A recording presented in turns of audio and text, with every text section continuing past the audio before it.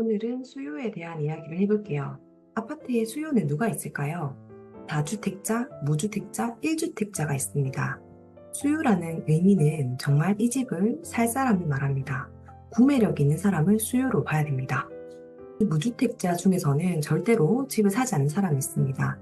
평균적으로는 집을 가진 사람과 무주택자의 비율이 5.5에서 4.5 정도라고 합니다. 지방마다 또는 시기마다 비율이 변경이 될 수가 있어요. 이 무주택자 중에서도 절대적으로 집을 사지 않는 비율이 무려 70%가 됩니다. 아까 집을 가진 사람의 비율이 5.5에서 4.5라고 말씀드렸는데 그냥 쉽게 5대 5라고 할게요. 그 중에서 무주택자의 비율이 5에서 70% 정도는 절대로 집을 사지 않는 사람이 있다는 겁니다. 절대로 집을 사지 않는 사람들은 돈이 없을 수도 있고요. 사업을 해야 돼서 목돈을 가지고 있어야 되는 사람도 있을 수 있습니다. 그리고 부동산보다는 주식으로 돈을 벌려는 사람들이 있습니다.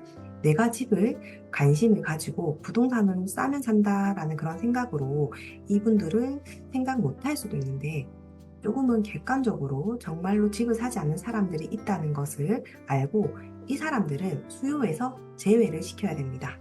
결국 수요는 구매력이 없다면 제외를 해야 됩니다. 무주택자 중에서도 70%는 절대적 무주택자로 해서 집을 사지 않는다. 남은 무주택자의 30%가 사고 팔고를 하게 됩니다. 과거로 돌아가서 2014년부터 부동산의 상승 흐름이 오기 시작했습니다. 수요자인 다주택자, 무주택자, 1주택자가 살 수 있는 그런 시기입니다. 눈치 빠른 투자자들이 먼저 진입하기도 하고 1주택자, 무주택자들도 전세난이 시작되다 보니까 차라리 집을 사는 게 낫겠다라고 해서 집을 사는 사람들이 있는 시기입니다. 1번 거래량에서는 수요의 참여자인 다주택자, 1주택자, 무주택자 모두 참여할 수 있는 시장이라는 겁니다. 2번 거래에서는 다주택자의 수요는 현저히 줄어들고 남아있는 1주택자들이 갈아타기를 하거나 무주택자의 비율 중에서 집을 산다는 그 30%의 사람들이 움직이는 그런 시장입니다. 그리고 2번 거래가 상승장의 끝물입니다. 다주택자들이 이번 구간에 살 수 없는 이유는 규제의 중과로 인해서 진입하기가 어렵습니다. 정부에서 다주택자들을 규제함으로써 수요를 카운팅할 수 있게 됩니다. 규제가 없을 때는 다주택자들은 집이 한 채가 아닌 100채도 살 수 있습니다. 집이라는 건 한 채당 한 수요가 아닙니다. 돈이 벌 수 있는 장이 시작되었는데 집값이 막 오르고 있는데 다주택자들은 계속적으로 집을 사고 팔고를 합니다. 주식에서 큰 손에서 작은 손으로 넘어간다고 하잖아요. 투자 상품이라는 건 상승 흐름을 타게 되면 빨리 들어가는 게 이익입니다. 집값도 한번 흐름을 타게 되면 오르기 시작합니다. 정부는 시장이 안정되기를 바랍니다. 정부의 목적은 정권 재창출이잖아요. 민심을 사야 되기 때문에 집값이 오르게 되면 집을 가지지 않는 민심들이 울어댑니다. 그럼 정부는 규제를 할 수밖에 없고 규제가 있기에 규제가 누적됨으로써 수요를 카운팅할 수 있게 됩니다. 3번 구간이 강력한 규제가 나온 시점입니다. 2018년 9월 13일 강력한 규제 정책이 나옵니다. 이 시기가 되면 6개월에서 1년 정도 거래가 정지됩니다. 사람들이 강력한 정부의 규제 때문에 시장이 어떻게 흘러갈지 지켜보는 상황이라서 거래량이 감소하게 됩니다.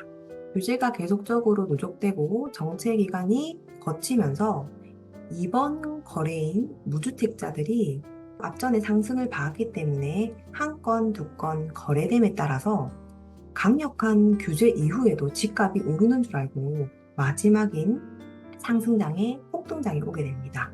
강력한 규제 덕에 다주택자들의 수요를 카운팅할 수 있게 됩니다. 이번 거래 시 때 다주택자들이 투자를 하지 않는 이유는 투자자들은 수익을 봅니다. 규제가 있을 때는 세금이 많이 나오기 때문에 남는 게 별로 없기 때문에 무리하게 투자하지 않습니다.